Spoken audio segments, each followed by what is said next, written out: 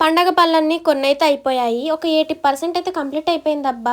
ఇంకా ఇల్లు కడుక్కోవడం, ఇంకా మామూలుగా చిన్న చిన్నవి ఉంటాయి కదా! అవే మిగిలిపోయాయి. మెయిన్ పెద్ద తలనొప్పి పనేంటంటే గిన్నెలు క్లీనింగ్. అవి నేనైతే క్లీన్ చేస్తే మా అత్తయ్య అయితే సదిరేసిందనమాట. మొత్తానికైతే సోను పాపకి ఇంకిప్పుడు నేను చెవులీలు కుట్టిద్దామని అనుకుంటున్నామని చెప్పాను కదా!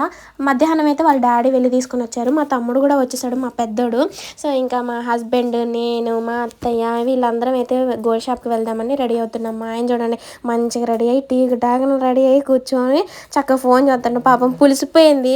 ఎందుకంటే ఇంట్లో పని చేసి మొత్తానికి మేము చాలా అలసిపోయినాం ఫ్రెండ్స్. అందుకే పండగ ఒక 5 రోజుల ముందే పనులన్నీ పెట్టుకోవాలి. 2 రోజుల ముందు పనులన్నీ చేసి అలసిపోయి పీకపోయిద్ది మొహం. అందుకే సో ఫస్ట్ అయితే పండగకి మనం అందంగా కనిపించాలి కదా! సోను పాపని అయితే స్కూల్లో నుంచి తీసుకొని వచ్చి చక్కగా అది వచ్చిన కానించి నాకు చెవులీలు కుట్టియాలి అని నొప్పొత్తది నాన్న కుట్టించుకుంటే అని అంటే ఏం కాదు నేను ఓర్చుకుంటా మమ్మీ అని అంటుంది. సరేలే ఇంకా నీ ఉత్సాహాన్ని ఎందుకు కాదనాలి అని ఇంక ఇప్పుడైతే సోను పాపని రెడీ చేస్తున్నాను. సోను పాప అయితే ఎంత క్యూట్‌గా అనిపించిందో. ఇది వాళ్ళ అక్క డ్రెస్సు.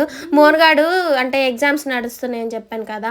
తన్ని కూడా తీసుకొని వస్తే బానే ఉంటదిలే గానీ చెప్పాను కదా ఎగ్జామ్స్ అని. అందుకే ఇంక తనైతే తీసుకొని రాలేదు. తను వచ్చినా ఇంక చేసేదే ఉంటది. వాళ్ళ చెల్లి ఏడుస్తా ఉంటే చూసి నవ్వుతా ఉంటది అంతే కదా! వద్దులే ఇంక తను చదువుకోవడమే బెటర్ అనేసి తనైతే తీసుకొని వచ్చాను. మళ్ళీ అక్కడికొచ్చిన తర్వాత నాకు చెవులీలు కావాలి మమ్మీ అని ఏడిసిందనుకో ఇంక చూసుకోండి ఉన్నయే కొన్ని ఇవైనా సరిపోతాయా లేదా డౌట్‌గానే వెళ్తున్నాము. ఎందుకంటే బంగారం రేటు ఆకాశాన్ని అంటిపోతుంది నిజంగా. అసలు మనలాంటి వాళ్ళని నిజంగా కొనలేమబ్బా!